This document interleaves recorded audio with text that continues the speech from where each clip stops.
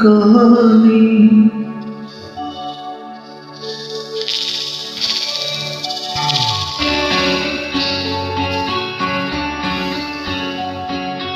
दो नैना एक कहानी, थोड़ा सा बादल थोड़ा सा पानी और एक कहानी। दो नैना एक कहानी, थोड़ा सा बादल थोड़ा सा पानी।